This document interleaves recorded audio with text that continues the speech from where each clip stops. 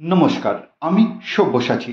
আজকের রাতে আমি আপনাদেরকে নিয়ে যাচ্ছি এক সময়ের অন্ধকারে, এক রহস্যময় প্রশ্নের উত্তর খুঁজতে। ড্রাকুলা কি সত্যিই ছিল এই পৃথিবীতে? আপনি যদি ভাবেন ড্রাকুলা শুধু কল্পনার চরিত্র, তাহলে আজকের গল্প আপনার ধারণা বদলে দিতে পারে।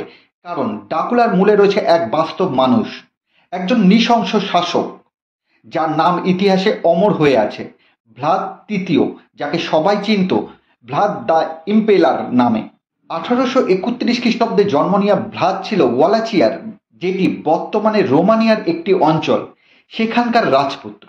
তার পিতা ভ্লাদ ড্রাকুল ছিলেন ড্রাগন অর্ডারের সদস্য, এক ধর্মযোদ্ধা গোষ্ঠীর অন্যতম সাহসী যোদ্ধা। সেই সূত্রেই তার নামের সঙ্গে জুড়ে যায় ড্রাকুল, যার অর্থ ড্রাগন। আর ভ্লাদ পুত্র হিসেবে পরিচিত হন ড্রাকুলা, অর্থাৎ ড্রাগনের পুত্র। কিন্তু আসল কাহিনী তো এখানেই শুরু। ভ্লাদ তৃতীয় ইতিহাসে কুখ্যাত হয়েছিল তার নিষ্ঠুরতার জন্য। বলা হয় শত্রুদের তিনি বর্ষায় গেঁথে শহরের গেটের সামনে সাজিয়ে রাখতেন, যেখানে আতঙ্ক ছড়িয়ে পড়তো চারিদিকে। কখনো কখনো হাজার হাজার মানুষের মৃতদেহ এইভাবে বর্ষায় ঝুলিয়ে রাখা হতো। একটি বিশাল বন তৈরি করা হতো কেবলমাত্র মৃতদেহ দিয়ে। এই অমানবিক থেকেই তার নাম ছড়িয়ে পড়ে ভয়ঙ্কর এক কিংবদন্তি রূপে। কিন্তু ভ্লাদের এই নিষ্ঠুরতা তাকে কি রক্ত পিপাসু বানিয়েছিল, নাকি মানুষের আতঙ্ক আর কল্পনা মিলে তাকে তৈরি করেছিল ভ্যাম্পায়ারের ড্রাকুলার মিথ? 1897 সালে আইরিশ লেখক বাম স্টোকারের তার বিখ্যাত উপন্যাসে ড্রাকুলা প্রকাশ করেন। এই উপন্যাসের ভ্যাম্পায়ারের চরিত্রটির অনুপ্রেরণায় এসেছিল ঠিক সেই ভ্লাদ দ্য এম্পায়ালার নিষ্ঠুর ইতিহাস থেকে।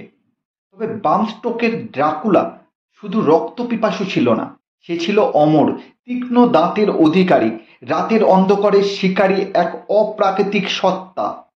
আর সেখান থেকে জন্ম নেয় আধুনিক ভ্যাম্পায়ারের গল্প। সিনেমা, বই আর লোককথায় ড্রাকুলা হয়ে ওঠে চিরস্থায়ী আতঙ্কের প্রতীক। তাহলে কি বলা যায় ড্রাকুলা সত্যিই ছিল? হয়তো ছিল, হয়তো একজন রক্তপিপাসু রাজা, ইতিহাসের পাতায় নিজের নাম লিখে রেখে গেছে। আর হয়তো মানুষের কল্পনা তাকে করে তুলেছে আরো অতি প্রাকৃতিক এক প্রাণী, অমর, অতল অন্ধকারের সন্তান। আজকের মতো এখানেই শেষ করছি। পছন্দ হলে অবশ্যই বলবেন। আরো রহস্যময় থ্রিলিং গল্প নিয়ে আবার হাজির হব।